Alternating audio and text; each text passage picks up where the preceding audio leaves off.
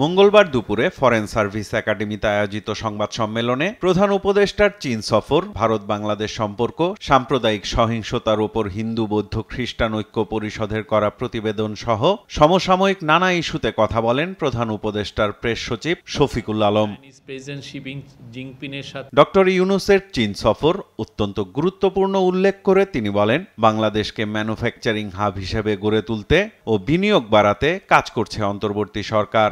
বাংলাদেশকে যাতে এই রিজিয়নের জন্য একটা বড় ম্যানুফ্যাকচারিং হাব হিসেবে এমার্জ করে, সেই জন্য যত ধরনের পলিসি নেওয়া দরকার, যত ধরনের রিফর্ম নেওয়া দরকার সেটা নেওয়া হচ্ছে।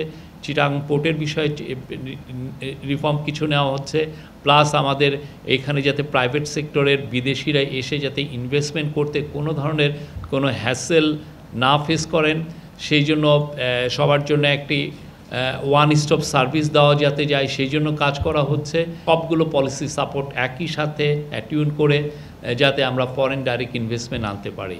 সংখ্যালঘু নির্যাতন নিয়ে প্রকৃত তথ্য তুলে ধরতে হিন্দু বৌদ্ধ খ্রিস্টান ঐক্য পরিষদের প্রতি আহ্বান জানান প্রেস সচিব। নর্মাল ক্রাইমগুলোকেই অনেক ক্ষেত্রে দেখা যাচ্ছে যে কমিউনাল ক্রাইম হিসেবে তারা প্রেজেন্ট করেছেন। আমরা বারবার তাদেরকে বলেছি তাদের রিপোর্টকে তারা কারেক্ট করার জন্য, তারা সেটা করেন নাই।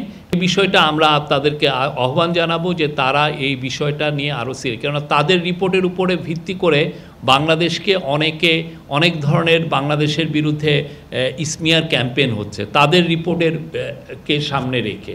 সার্কের সদস্য দেশগুলোর মধ্যে পারস্পরিক সহযোগিতার ক্ষেত্র নিয়েও অন্তর্বর্তী সরকার ভাবছে বলে জানান শফিকুল আলম। অ্যাডভাইজার কিছু প্রায় একটা কথা বারবার বলছেন যে বাংলাদেশ, ইন্ডিয়া, নেপাল, ভুটান মিলে একটা সাউথ এশিয়া গ্রিড তৈরি করা যায় কিনা, ইলেকট্রিসিটি গ্রিড, যার ফলে আমরা নেপাল এবং ভুটানের থেকে হাইড্রো পাওয়ার নিয়ে আসতে পারবো। এটা চিপ হবে এবং এর ফলে জীবাশ্ম অত পুরাতে হবে না।